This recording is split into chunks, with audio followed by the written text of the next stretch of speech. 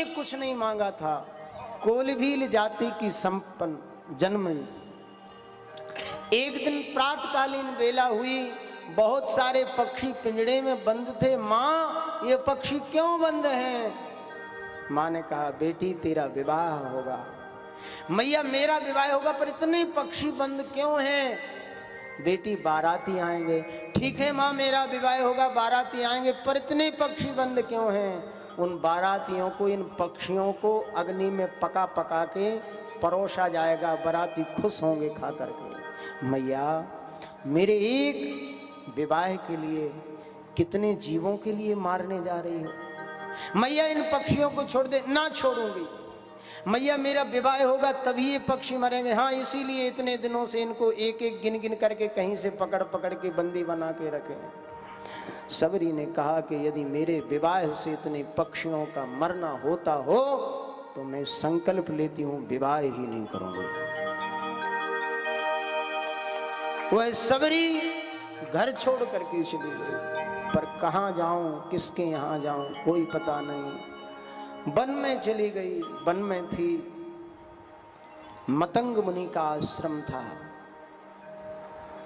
सोचती संतों की सेवा करूं, पर मैं तो स्त्री हूं, संतों की स्थान में मुझे जगह तो नहीं मिलेगी। संतों के साथ में मेरा उठना बैठना बात करना नहीं होगा, वो तो स्त्रियों से दूर रहते हैं, मेरी सेवा को स्वीकार भी नहीं करेंगे। तो क्या करूं?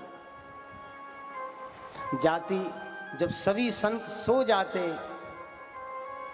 पढ़ी लिखी तो है नहीं, कोल भील की बिटिया है, पर इतना जानती है कि संत कृपा कर दें तो सब कुछ, उनके चरणों की धूली पड़ जाए तो कल्याण हो जाएगा। मतंग मुनि के आश्रम में जब सभी संत विश्राम में चले जाते, सो जाते, तब सबरी जाती उनके आश्रम का झाड़ू बहारी, जल बहारना साफ करके, उनके अग्निहोत्र के लिए, प्रातः हवन के लिए समिधा की व्यवस्था करके सबरी आ जाती। महात्मा देख करके सुबह आश्चर्य में पड़ जाते कि आखिर ये कौन है जो सब कुछ व्यवस्था करके चला जाता है पर पता नहीं बताता और अंधेरे में आता है। एक दिन कुछ महात्माओं को युक्ति सूझी, देखें तो सही आखिर ये है कौन। तो महात्मा सोने का बहाना करके जागते रहे, चुपके से आंख खोल करके देखते रहे। सबरी आई, झाड़ू बहारी कर रही थी। उन महात्माओं ने सबरी को पकड़ लिया। सबरी रोने लगी, भागने लगी। महात्मा, भाग नहीं सकती हो, रुको, चोरी चोरी हमारी सेवा करती हो, कौन हो, किस जाति की हो, हमारे लिए संध्या को जल भर के रखती हो, अपवित्र स्त्री हो। उस आश्रम के अधिपति थे मतंग मुनि, उनके पास लेकर के गए। वह और महात्मा, सबरी ने चरण पकड़ लिए, प्रभु मेरे मन में कोई छल नहीं है, मैं तो अनपढ़ हूँ, अभिज्ञ हूँ, अज्ञानी हूँ, भील जाति की बेटी हूँ, कुछ आता नहीं है, बस सेवा ही मैंने धर्म कर्म ज्ञान समझा, इसलिए आप कुछ कहें ना, इसलिए चोरी से करती रही और मेरा कोई अपराध नहीं है। आज मैं पकड़ी गई, इन्होंने आपके सामने प्रस्तुत कर दिया। मतंग मुनि ने कहा, बेटी तूने सेवा की है, कोई अपराध नहीं किया और चोरी से अब सेवा करने की आवश्यकता नहीं है, अब तू मैदान में सेवा कर। सबरी ने कहा कि कहीं यदि किसी ने देख लिया तो आप पर उलांछन लगाएंगे। मतंग मुनि ने कहा, किसी की, मेरा नाम है मतंग, मतंग कहते हैं हाथी को, और हाथी भौंकने वालों की कभी सुनता नहीं है। मेरे मुंह से जब बेटी निकल गया तो पिता के घर में बेटी को रहने को कोई नहीं रोक सकता। आज से रह। सेवा आश्रम की करती रही, उसी स्थान पर बनी रही। एक क्षण आया, मतंग मुनि बिस्तर पर लेटे थे। बेटी अपना ख्याल रखना। किस चीज का? स्वयं का। मैं जा रहा हूं। कहाँ जा रहे हो पिताजी? बेटा, जहां से कोई लौट करके नहीं आता, तद्धाम परमम गता, जहां से किसी का लौटना नहीं होता वहां जा रहा हूं। पर आपके बिना तो मेरा कोई नहीं है, किससे मैं ज्ञान लूंगी, किसके सहारे रहूंगी। मतंग मुनि ने कहा, बेटा जिसका कोई नहीं है उसका भगवान है, और मेरा वचन है, पिता तो जा रहा है पर तुझे वचन दे के जा रहा है, परम पिता तुझे पालने के लिए आएगा। लौकिक पिता मैं तेरा बन करके तो जा रहा हूं, पर पारलौकिक पिता एक दिन तुझे ढूंढता हुआ आएगा। प्रतीक्षा करना, मेरा वचन हराम नहीं होगा, तेरे दरवाजे पर एक दिन राम होगा।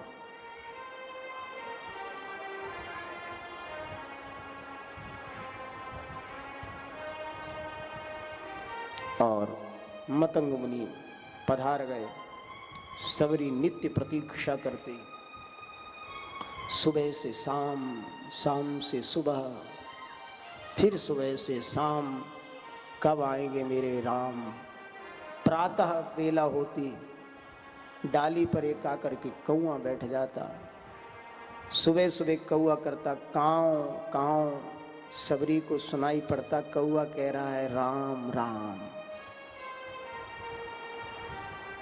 सबरी उस कौए से कहती है, बोले बोले कागा मेरे, राम कब आएंगे।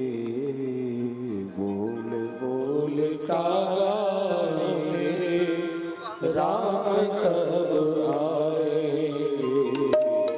बोले बोले कागा मेरे, राम कब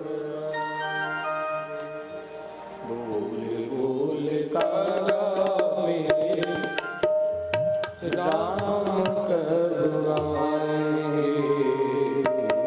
बोले बोले कागा मेरे, राम कब आएंगे। धिलनिया भागिनी के भाग खुल जाएंगे। धिलनिया भागिनी के भाग खुल जाएंगे। बोले बोले राम कब आएंगे। बोले बोले कागा मेरे, राम कब आएंगे। आए नहीं सांवरे, लगाई कहाँ देरी रे। आए नहीं सांवरे, लगाई कहाँ देरी रे। देरी रे, देरी रे।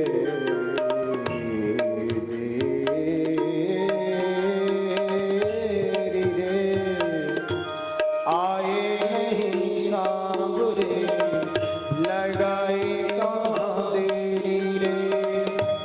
आए नहीं सांवरे, लगाई कहाँ देरी रे। चुन चुन के रखे मैंने टोकनी में बेर रे। चुन चुन के रखे मैंने टोकनी में बेर रे। होगा मन मगन जब राम बेर खाएंगे। होगा मन मगन जब राम बेर खाएंगे। बोले बोले कागा मेरे, राम कब आएंगे। बोले कागा मेरे, राम कब आएंगे। धिलनिया भागिनी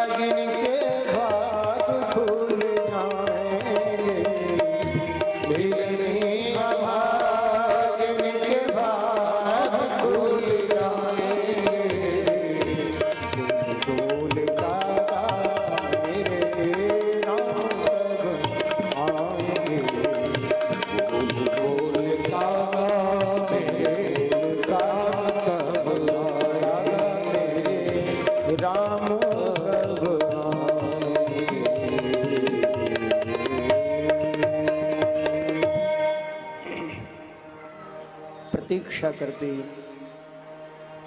इस राह पर जाती। स्कंद पुराण के अंतर्गत 80,000 वर्ष तक सबरी ने राम की प्रतीक्षा की है। कितने? 80,000 वर्ष तक सबरी प्रतीक्षा करती है। कभी इस रास्ते पर जाती है, बैठ जा, अरे इधर से मेरे राम जी आएंगे, इधर से आएंगे, इधर पहुंच जाती। फिर सोचती अरे ऐसा ना हो कोई उस रास्ते से निकल जाए, उधर चली जाती, भागती दौड़ती, दिन भर ऐसी फिर जब श्रमित होकर थक जाती तो कहती है, मूंदरी मूंद इन नैनन की पूतरी को, राम यदि निकल जाए रास्ते से, पर मूंदरी मूंद इन नैनन की पूतरी को, राम कढ़ी जावे पर अंदर से राम रूप कढ़ी पावे ना। अगर इस रास्ते पे जाऊंगी तो कहीं इधर से ना निकल जाए, इधर से जाएंगी तो कहीं इधर ना निकल जाए, और अगर कहीं निकल भी गए तो व्यर्थ परिश्रम चला जाएगा। आंख बंद करके बैठ जाती है, कहती है राम जी निकल जाए तो निकल जाए, पर मेरे हृदय में बसी उनकी मूर्ति तो ना निकल पाए। और सबरी आंख बंद करके बैठी है। अहेतु की भक्ति का वर्मा जी है, प्रमाण है। राम जी दरवाजे पर खड़े हैं, मैया सबरी, पर सबरी तो मन के अंदर राम को देख रही है।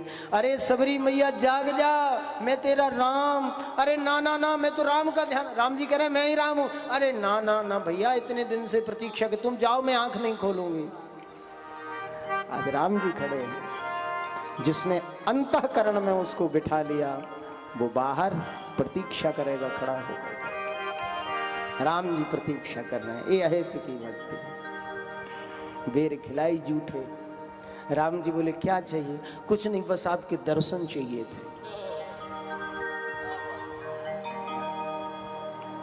कुछ नहीं मांगा। ऐसी अहेतु की भक्ति होनी चाहिए। 80 वर्ष प्रतीक्षा करने के बाद जो कहती है दर्शन के अतिरिक्त कुछ नहीं। सोचिए हम और आप एक लोटा जल में कितना मांगना चाहते हैं, और मांगना है किसी को? मांग लेना, अभी शिव मंदिर पास में ही, वो तो बहुत जल्दी दे देते। थोड़ा थोड़ा मांग के जाना, शायद किसी की सुनवाई हो जाए। राधे राधे बोलो।